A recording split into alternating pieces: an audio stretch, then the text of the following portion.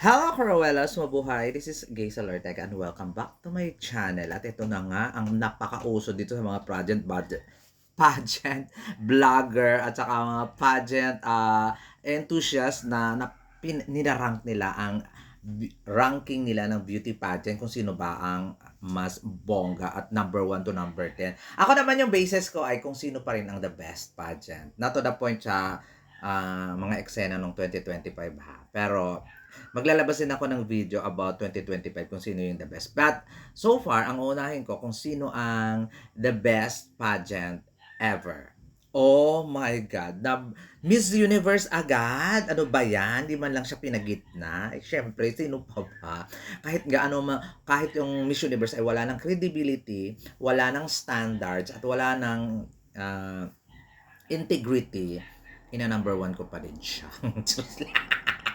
Siyempre, 'di ba? Kasi mukhang wala namang kakabog na pageants. Pinag-uusapan kay Chaka ang organization. Next, ano 'to? Miss Grand! Miss Grand! Number 5. Charot, hindi na. Wait, mag-iisip mo na. Miss Grand, sa kabuuhan ha, I think number 5. Hindi talaga magbabago isip ko. Hindi niya kayang lagpasan ang Big Four. No.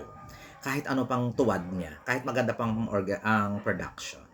Miss Charm! Oh no, Miss Charm. Maganda ngayon sila ha. Ang ayoko lang na lagi silang nagpo-postpone ng pageant. Pero ilagay ko sila sa ano ba? Number 8. Oh, Miss International. Miss International is still my top Big Four. Isa pa rin maganda na yung eksena nila ngayon at the way na pumili ang Miss International ng mga queens nila ay talagang hindi pa rin nagbabago. Kaya yung standard, yung quality, yung credibility, and integrity intact pa din. But still, hindi rin maganda ang kanilang production at sa ang board pa rin. Di ba? Pang binibining Pilipinas lang ang kanilang production. Kaya, number 4. Nako, bakit nasali ito dito? Reina Hispano-Americana, hindi naman to international pageant. Regional pageant lang to, number 10 ka. Walang pagdadalawang isip, dyan ka sa number 10. Charot.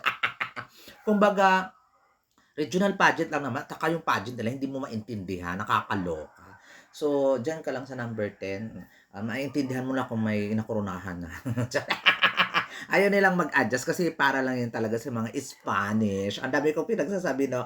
Miss Global. To be honest, maganda ang pageant ng Miss Global. Pero, nandun pa rin ako sa kailangan pa nilang may mapatunayan. Tapos hindi sikat yung mga girls na sumupunta, hindi hindi sila magaling ano ba tawag dito? Pabango ng kanilang pageant. Wala lang. Tapos walang consistency ang pageant. So, at least, international pageant siya kaysa sa Reina Hispano. Number 9 ko ang Miss Global ng bonggang-bongga. Oh, nakakaloka. Kasali to, Miss Cosmo. Oh my God. Actually, Miss Cosmo, isa na sa mga magagandang pageant ngayon. Better than sa mga Big Four when it comes sa production. Pero 2 edition pa lang sila. So, kailangan pa nila ng consistency at saka pagpili ng girls at sa pagpili naman ng mga kukoronahan nila. So far, nung 2025, yung second edition okay naman. Yung 2024 talaga, hindi masyadong bongga, hindi masyadong kagandahan, hindi nakaka-beauty pageant, nakaka-frog pageant. Pero kung consistent na gagawin ng Miss Cosmo ang mga eksena ng production, mga activities ng Miss Cosmo, ay marayo ang kanilang mararating. Pero so far, para sa akin, ilagay ko lang sila sa number 7. Oh my God! Miss Earth! Actually, ang Miss Earth ang walang budol na pageant. Kung hindi lang talaga super hype at saka super big budget ang Miss Universe, kaya silang kabugin ng Miss Earth. When it comes sa pagpili ng makokoronahan, alam mo yun, very authentic. When it comes pagpili sa Reyna, alam mo yun, di ba? Wala siyang matalino. maganda, at talagang advokasya, alam ang ginagawa ng queen. At although medyo yung quality ng ano nila, yung quality lang ng finals, I think yun yung kailangan nilang baguhin. But still, one of the best pageant in the whole wild galaxy, universe world, ang Miss Earth. Isa sila sa mga pinaka-legit, may dangal pa sila, may kredibilidad, may integridad. Yan yung Miss Earth pageant when it comes sa pagpili ng kanilang makokoronahan. Ilalagay ko sila sa number 2. Ano to? Yun talaga pag malabo na yung mata, no? Miss Supranational. Nakakaloka. Miss Supranational.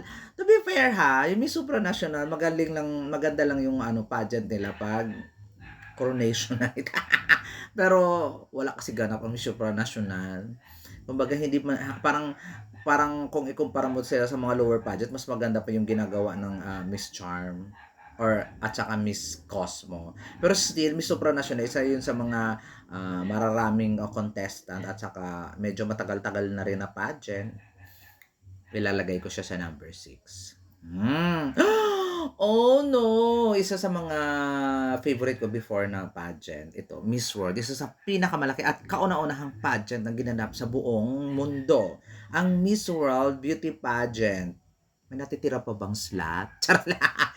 um, Miss World.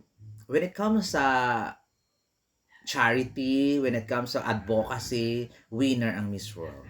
Hindi mo sila pwedeng hanapan ng mga butas. When it comes din sa travel ng mga queen winner, sa pagtulong sa kawang-gawa winner, ang problema ko lang sa Miss World, medyo bored kasi walang swimsuit competition. Iniba nila yung the way na pagpili nila ng pageant, may pang fast track na sila, but still one of the best pageant na gusto ko, pa-advocacy driven ang Miss World. Kaya, pasok sa banga at number 3. Di ba? Ayun na nga. Number 1, Miss Universe pa rin sa akin. Number 2, Miss Earth. Number 3, Miss World. Number 4, Miss International. Number 5, Miss Grand. Number 6, Miss Supranational. Number 7, Miss Cosmo. Tama ba? Number 8, Miss Charm. Number 9, Miss Global. And number 10, the regional pageant dito sa top 10 na to, ay Miss Reina Hispano Americana.